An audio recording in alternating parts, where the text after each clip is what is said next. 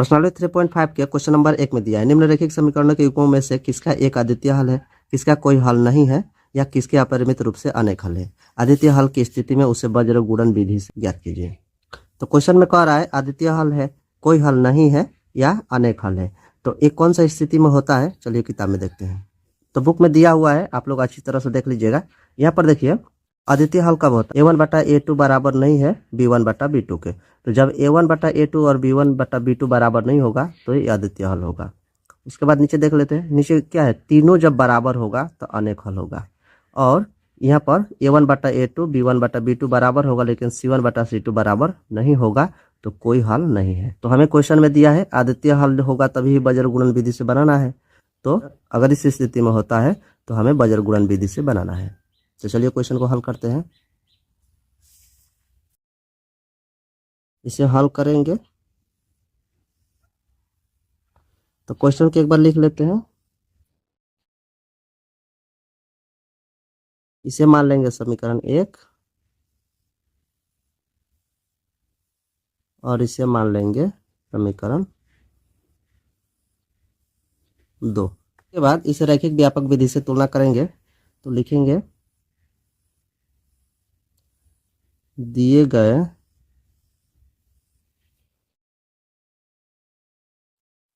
समीकरण का तुलना रैखिक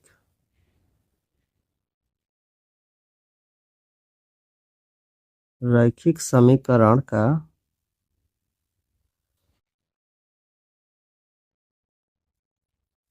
व्यापक रूप से तुलना करने पर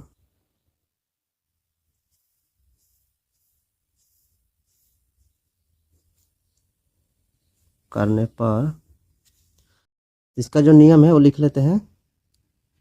a1x plus b1y plus c1 और नीचे हो जाएगा a2x plus b2y plus c2।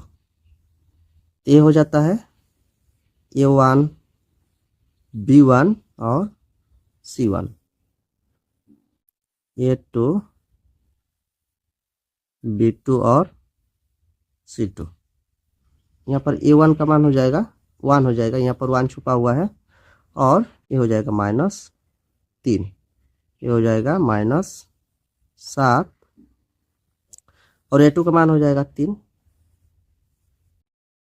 b2 का हो जाएगा -3 और c2 का मान हो जाएगा -15।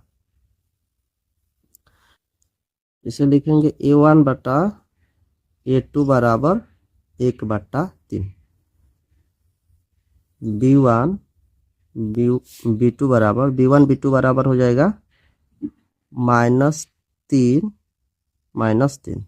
तो माइनस से माइनस कैंसिल हो जाएगा, 3 से 3 कैंसिल हो जाएगा तो 1/1 बचेगा। ये हो जाएगा 1/1।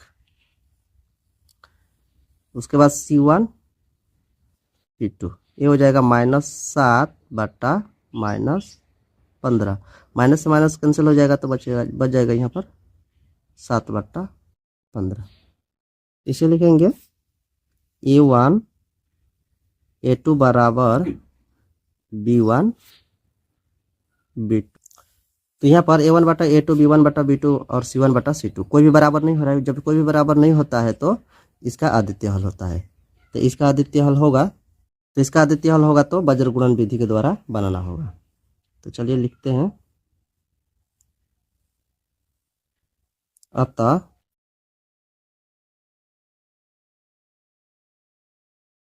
दिए गए समीकरण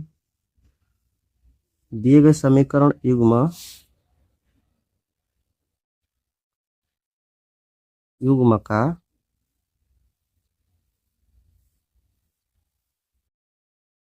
अद्वितीय हल है। तो वज्र गुणन विधि के द्वारा बनाएंगे तो लिखेंगे यहाँ पर वज्र गुणन विधि।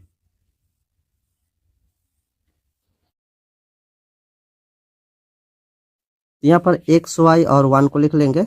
उसके बाद यहाँ पर लिखते हैं, चलिए देख लेते हैं यहाँ।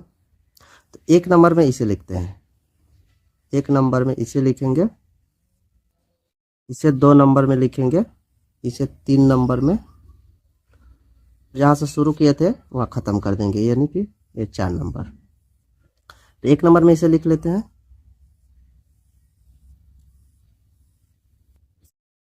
उसके बाद 2 नंबर में इसे लिखेंगे C1 C2 C1 C2। उसके बाद 3 नंबर में कौन सा है, ए वाला है, A1 A2 A1 A2 हो जाएगा। और 4 नंबर कौन सा हो जाएगा, जहाँ से शुरू किए थे वहाँ ख़त्म करेंगे, तो B1 B2 B1 B2। उसके बाद इसे क्रॉसिंग गुणा करते हैं, तो इसे का चिन्ह लगा लेते हैं।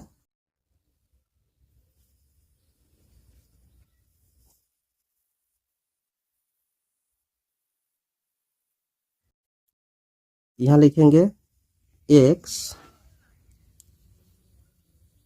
y बराबर 1। यहाँ पर नीचे लिखेंगे B1 गुणे C2 B1 गुणे C2, बीच में माइनस का चिन्ह रहेगा। उसके बाद हो जाएगा B2 और C1 B2 गुणे C1। उसके बाद हो जाएगा C1 गुणे A2 माइनस A1। उसके बाद A1 गुणे B2 माइनस A2 गुणे B1। उसके बाद यह मान भरेंगे।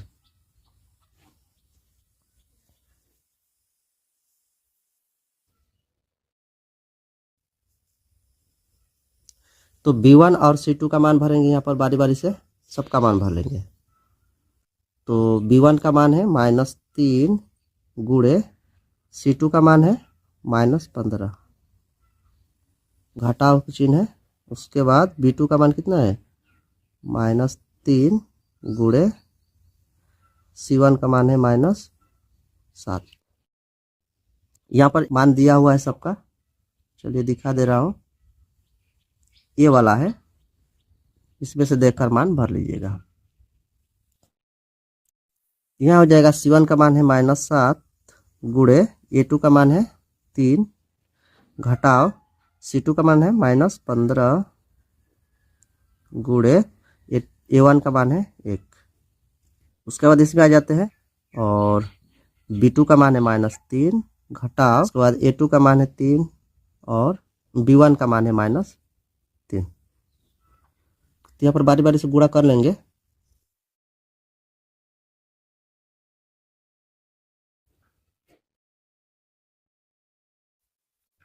तो माइनस माइनस गुणा हो जाएगा तो प्लस हो जाएगा, और 15 तिहाई 45 हो जाएगा। यहाँ पर माइनस का चिन्ह रहेगा, और माइनस माइनस प्लस हो जाएगा, और 7 तिरिके 21, 7 तिरिके 21 हो जाएगा। तो -21 होगा, -15 एकम 15 और -15 हो जाएगा। इधर चलते हैं, क्या हो जाएगा -3 माइनस गुणा हो जाएगा तो 9 -9 हो जाएगा।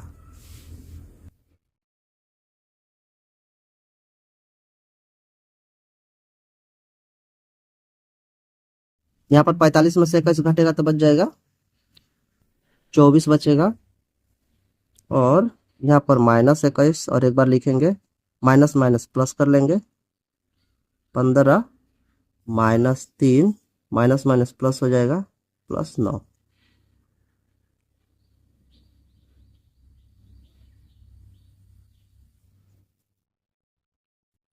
यहाँ पर 24 लिखेंगे, ऐसे घटाएंगे, घटाएंगे तो कितना मिल जाएगा, -6 हो जाएगा, और यहाँ हो जाएगा 6। उसके बाद इसे लिखेंगे एक बार, और इसे लिखेंगे, और इसे गुणा करेंगे। 24, यहाँ पर 2 बॉक्स बना लेते हैं, इसे बराबर में इसे लिखेंगे 1/6। यहाँ पर y बटा -6 बराबर में लिखेंगे 1/6। अब क्रॉसिंग गुणा कर लेते हैं, क्रॉसिंग गुणा करेंगे तो हो जाएगा 6x, यहाँ हो जाएगा 24, x बराबर हो जाएगा 24/6। 6 चौके 24 यानी कि यहाँ 4 होगा। x का मान कितना हो गया 4 हो जाएगा यहाँ। इधर चलते हैं 6y बराबर -6, y बराबर -6/6 हो जाएगा।